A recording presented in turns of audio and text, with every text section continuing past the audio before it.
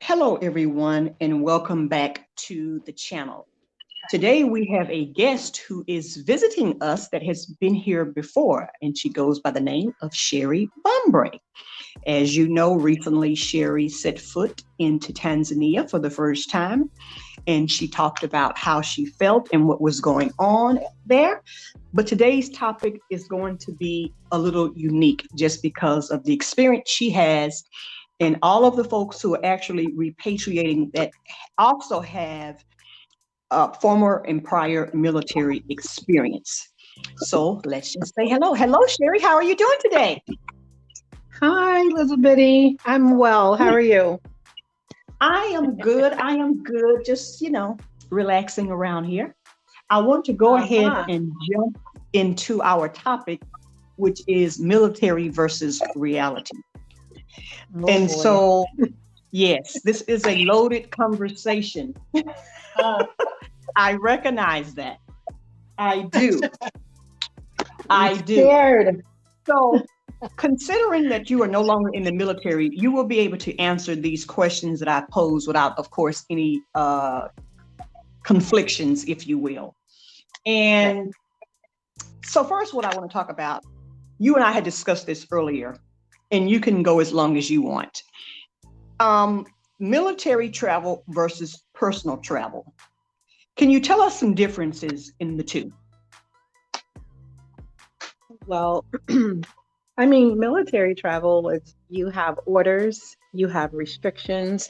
For instance, when I was in the military, when I was stationed in San Diego, we could not go over to Tijuana, Mexico, because, there were some issues with, military people being arrested unfairly and held in jail until someone came and paid cash, and not bond, but cash to get them out.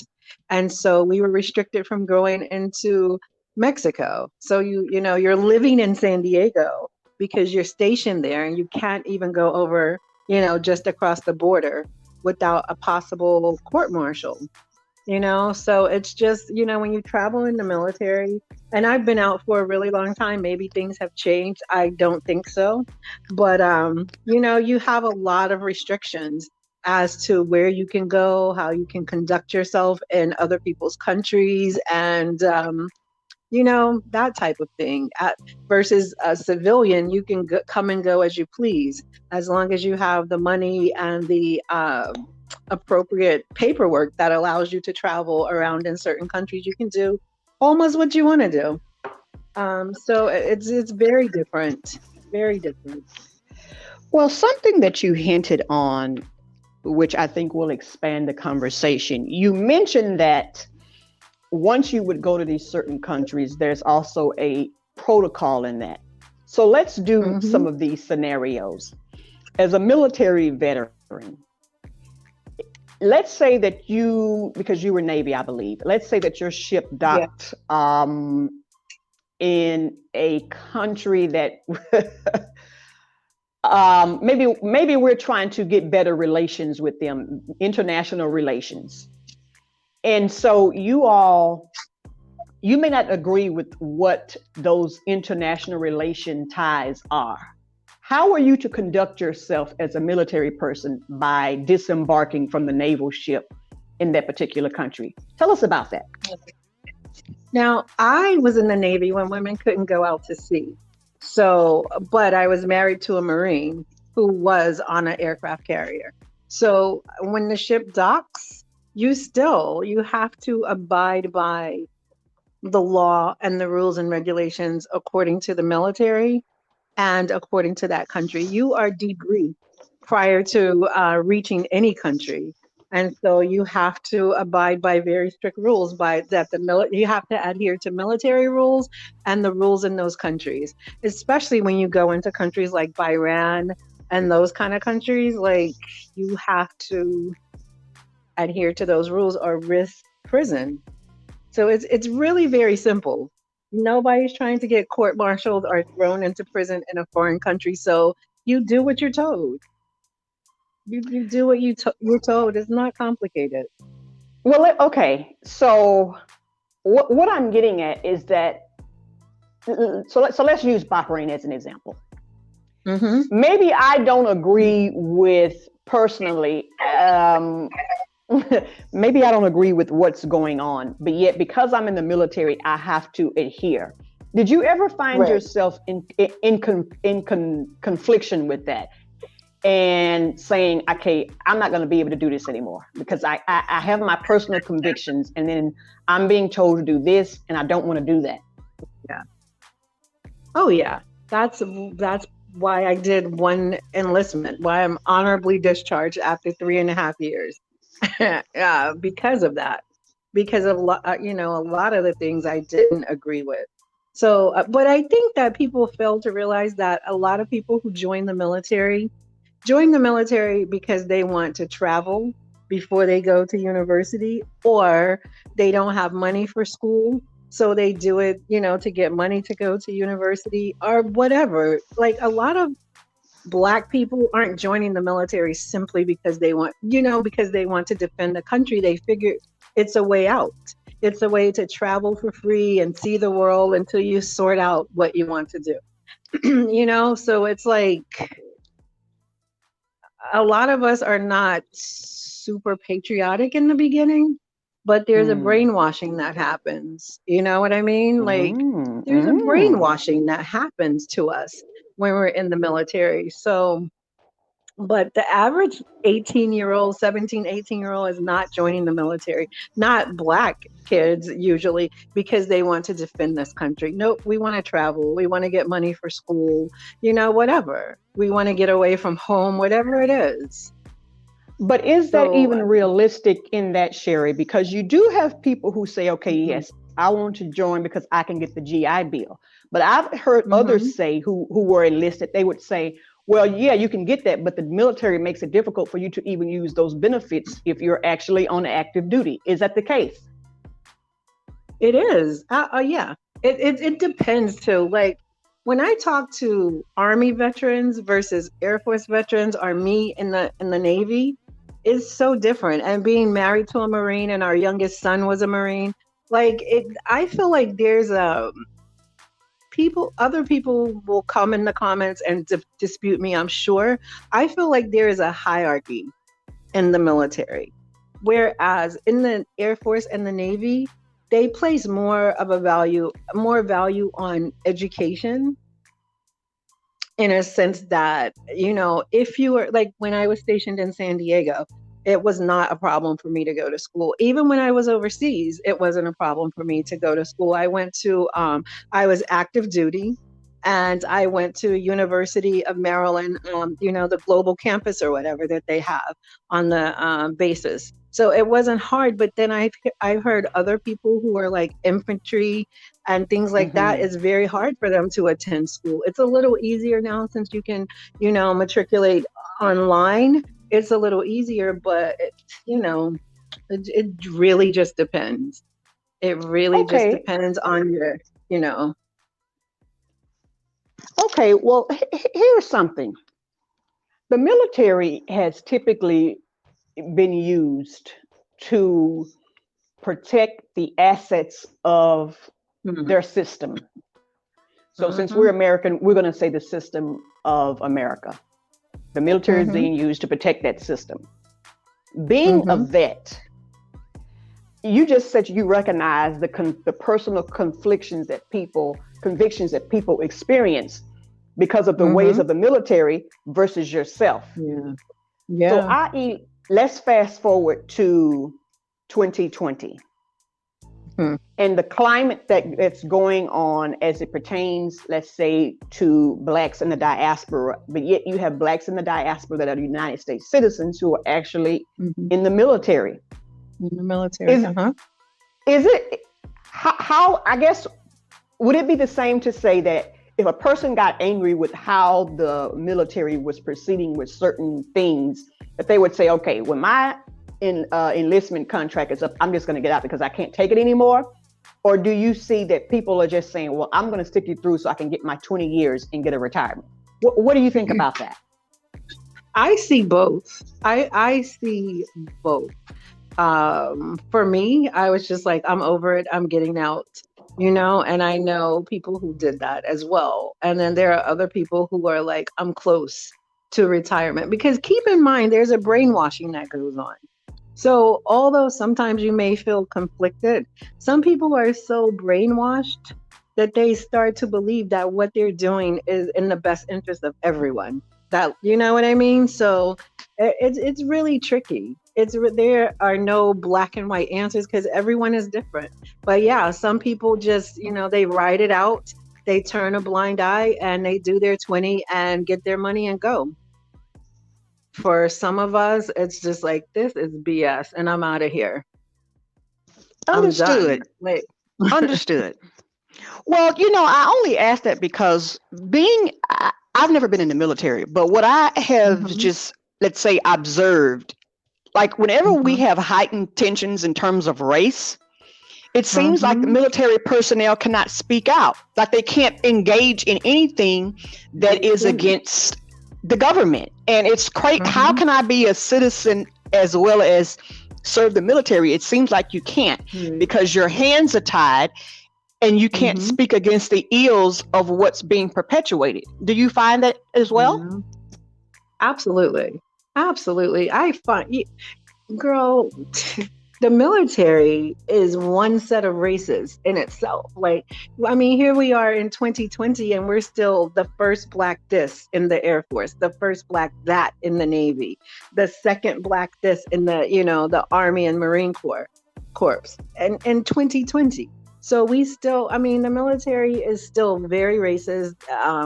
So naturally, they're not gonna want you to speak out.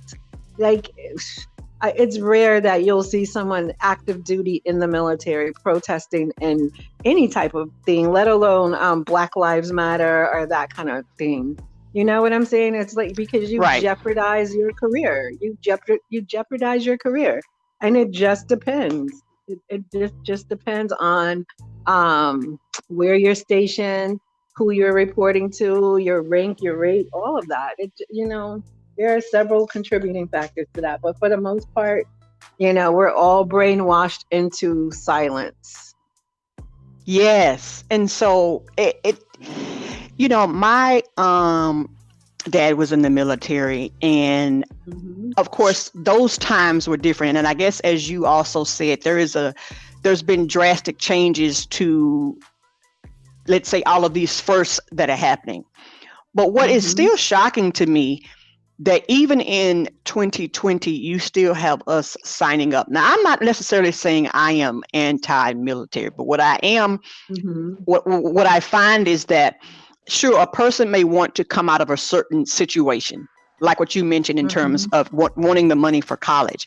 But at the same time, I feel like, I guess I would rather pay myself than to have to deal with the internal stuff that goes on, being hammered down on promotions. You've been in a certain rank for so long, they won't give you a promotion because they said only a certain number was selected and you weren't one of the certain numbers.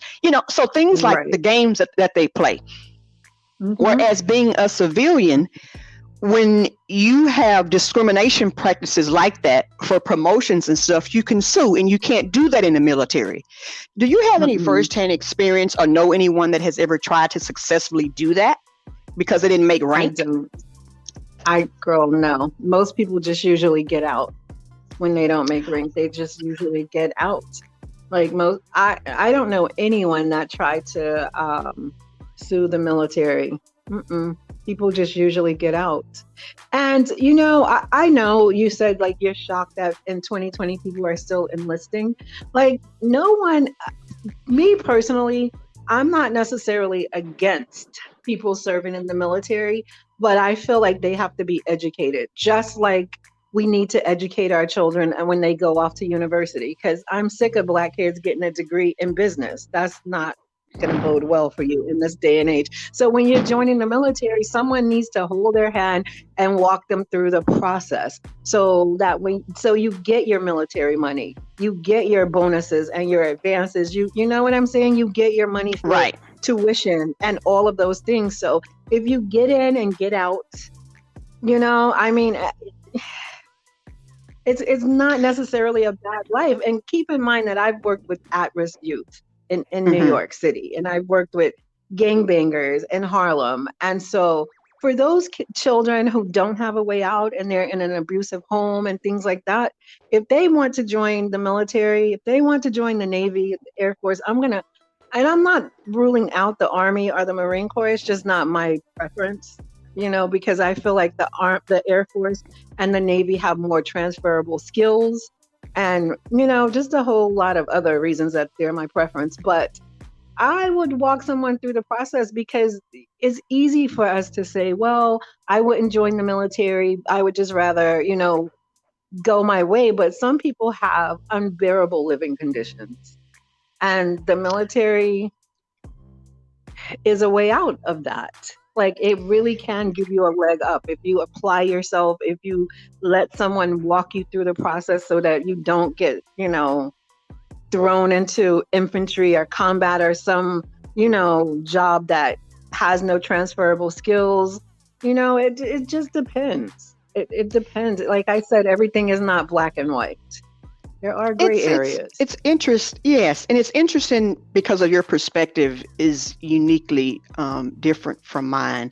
When you talked about, your work in the social realm with at-risk youth, at-risk youth, as well as working with gangs, I recognize that is a way out for them if their situation is really, really horrible, and that's probably the only way that they would make it out.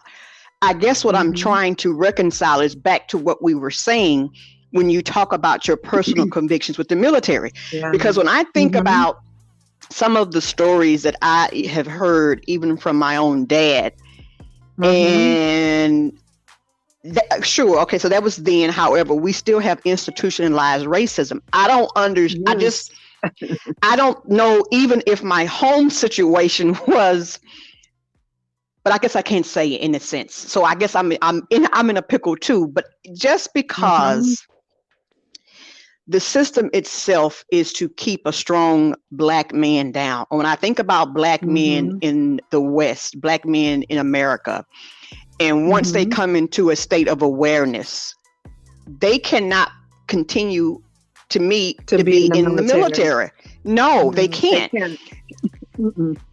No, but most 17 and 18-year-olds haven't reached that level. That comes with maturity. Like, even I know someone who grew up her son in New York in the so-called conscious community. Like, you know what I mean? They're vegans, locks, homeschooled, very African-centered, from the Caribbean, like all of that. They don't do vaccinations. Her son graduated high school, shaved his locks that were like down to his ankles almost, and joined the Army. Wow. You know why? It devastated me. I could not believe it, but he said he wanted stability. Stability looks like something different to everyone. You know what I'm saying? I mean, to me, the way she and her husband grew up her sons, it was like, God, they have such a beautiful life. Like, they're homeschooling them, and they're African centered, and they eat ital and he shaved his locks and he joined the Army. He wanted stability. I'm speechless because one, you're absolutely correct. Stability does mean different things to different people. You are absolutely correct. It does. And just because we didn't walk that path, like with him, like what you were saying with the homeschooling and all of that, on the outside, it appeared so grandiose to you. But for him experiencing it, he felt like there was something better elsewhere. Interesting. Absolutely. Like for me, I snuck and joined the military. Like I was in Texas and I hated it there. My dad, my parents brought us there when I was 8.